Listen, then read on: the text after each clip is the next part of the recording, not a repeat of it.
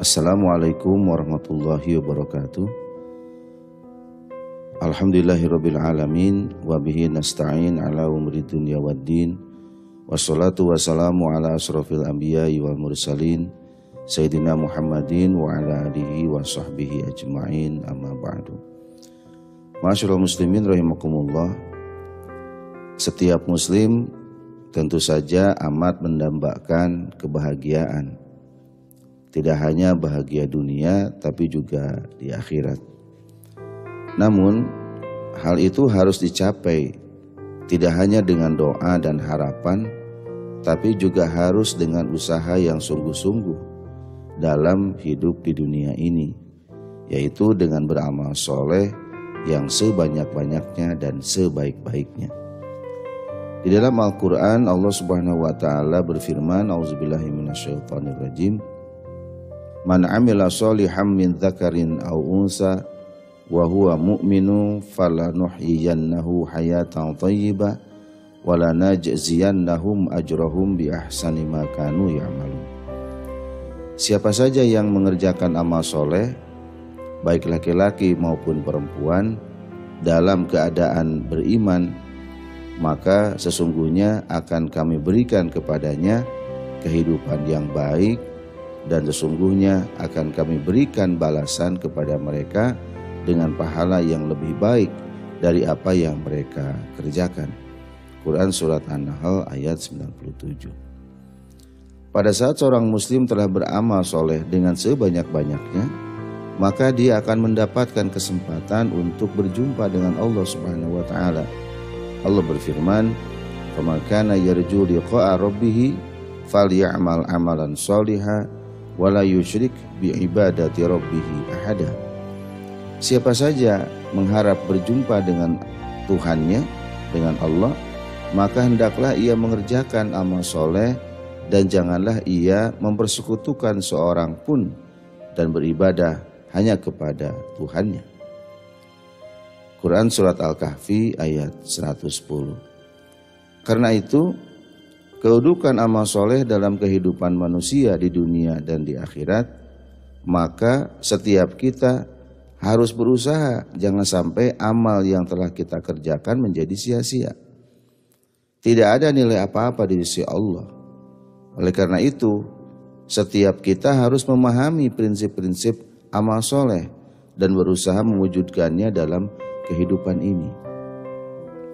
Ma'asyiral muslimin rahimakumullah. Secara umum ada 5 prinsip amal soleh yang harus mendapat perhatian kita semua. Pertama, ikhlas karena Allah. Hal ini karena keikhlasan merupakan dasar dari amal seorang muslim. Tanpa keikhlasan, amal apapun yang dikerjakan manusia meskipun baik dan banyak, bukan amal soleh namanya. Dan tidak ada nilai pahala sedikit pun di sisi Allah Subhanahu wa Ta'ala. Walau di mata manusia dia dianggap telah melakukan amal soleh yang banyak. Karena itu keikhlasan dalam beramal sangatlah ditekankan oleh Allah Subhanahu wa Ta'ala, sebagaimana firman-Nya, wa ma umiru illa liya'budullaha mukhlishina lahuddin hunafa. Padahal mereka tidak disuruh kecuali supaya menyembah Allah dengan memurnikan ketaatan kepadanya dalam menjalankan agama ini dengan lurus. Quran Surat Al-Bayyinah ayat 5. Dengan keikhlasan yang tulus, meskipun pelaksanaan ajaran Islam ada yang berat, maka akan terasa ringan. Dan sebaliknya, bila tanpa keikhlasan, meskipun sebenarnya pelaksanaan ajaran Islam itu sangat ringan, tapi kemudian menjadi berat rasanya. Ma'asyiral muslimin rahimakumullah. Yang kedua, benar cara melaksanakannya. Hal ini berarti orang yang melaksanakan suatu kebaikan harus melaksanakannya dengan cara-cara yang benar, sebagaimana yang dicontohkan oleh Rasulullah SAW. Salat misalnya, tentu harus dilaksanakan sebagaimana contoh Rasul. Karena itu, bila seseorang melakukan sholat tidak sesuai dengan contoh Nabi, berarti tidak ada nilai amal solehnya. Begitu juga dengan saum, zakat, haji, dan berbagai amal soleh yang lainnya. Di dalam sebuah hadis Rasulullah menegaskan, man ahdatsa fi amrina hadza ma laisa minhu fahuwa raddun. Barang siapa menimbulkan sesuatu yang baru dalam urusan agama kita yang bukan dari ajarannya, maka ia tertolak. Hadis riwayat Bukhari. Masyaallah muslimin, yang ketiga, tujuan yang hendak dicapai adalah ridho Allah Subhanahu wa taala, bukan maksud-maksud yang lain seperti pujian dari manusia, harta, tahta, dan sebagainya. Karena itu, riya, ingin mendapatkan pujian manusia, sangat tidak dibenarkan oleh Allah Subhanahu wa taala. Di samping amal baiknya tidak bernilai apa-apa, orang yang riya juga dicap oleh Allah sebagai pendusta agama.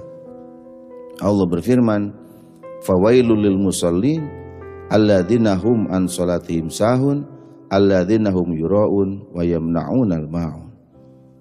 Maka kecelakaanlah bagi orang-orang yang sholat, yaitu orang-orang yang lalai dari sholatnya, orang-orang yang berbuat riya dan enggan menolong dengan barang yang berguna. Quran surat Al-Ma'un ayat 4 sampai dengan ayat 7.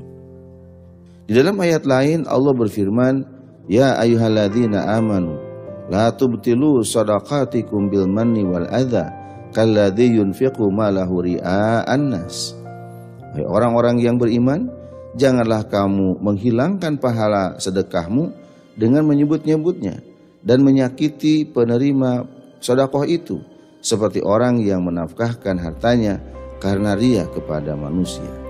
Quran surat Al-Baqarah ayat 264. Ketika seorang muslim terus berusaha mencari ridha Allah, maka dengan senang hati dia mau berkorban meskipun dengan jiwa sendiri. Allah berfirman, wa minan nasi may yashri nafsahu bitigha'a mardatillah wallahu raufum bil ibad. Dan di antara manusia ada orang yang mengorbankan dirinya karena mencari ridha Allah, dan Allah Maha Penyantun kepada hamba-hambanya. Quran surat Al-Baqarah ayat 207. Masyaallah muslimin rahimakumullah, yang keempat, tidak merasa sudah banyak amal soleh yang dilakukan. Hal ini karena semakin banyak nilai amal soleh yang dibawa, maka manusia akan semakin dinilai bertakwa kepada Allah. Dan dengan demikian berarti dia menjadi orang yang paling mulia di sisi Allah. Allah berfirman, inna akramakum indallahi atqakum. Sesungguhnya orang yang paling mulia di antara kamu di sisi Allah ialah orang-orang yang paling bertakwa di antara kamu. Quran surat Al-Hujurat ayat 13. Kalau manusia tidak merasa sudah banyak amal soleh yang dilakukannya, maka dia tidak akan merasa cukup dengan yang ia lakukan, dan dia tidak akan merasa sudah banyak yang ia lakukan. Maka dengan begitu ia akan terus memperbanyak amalnya, dan ini sangat penting bagi kehidupan manusia. Apalagi Allah Subhanahu wa taala sendiri tidak menetapkan berapa banyak dari amal soleh yang harus dilakukan, berapa banyak amal soleh yang harus dibawa kelak kepada kehidupan akhirat. Yang jelas, semakin banyak pahala, tentu semakin terasa nikmat kehidupan manusia di akhirat kelak. Oleh karena itu, orang-orang yang tidak merasa sudah banyak amal soleh yang ia lakukan, akan terus ia beramal, akan terus ia beramal, akan terus ia beramal soleh. Masyaallah muslimin, yang kelima, yang menjadi prinsip dari amal soleh adalah sesegera mungkin di dalam pelaksanaannya. Ini berarti seorang muslim yang sejati tidak suka menunda-nunda amal soleh yang hendak dilaksanakannya. Apalagi soal umur, memang kita tidak tahu. Di antara sekian banyak sahabat Nabi yang tidak suka menunda-nunda amal soleh adalah sahabat Nabi yang bernama Muaz bin Jabal. Suatu ketika Muaz ditanya oleh Rasulullah SAW bagaimana keadaannya di suatu pagi. Muaz menjawab, ya Rasul, saya pagi ini betul-betul merasa jadi orang beriman. karena saya tidak yakin apakah nanti sore saya masih hidup atau tidak. Dan nanti sore pun saya tidak yakin apakah besok pagi saya masih hidup atau tidak. Bahkan langkah saya yang pertama tidak saya yakini bisa dilanjutkan ke langkah yang kedua.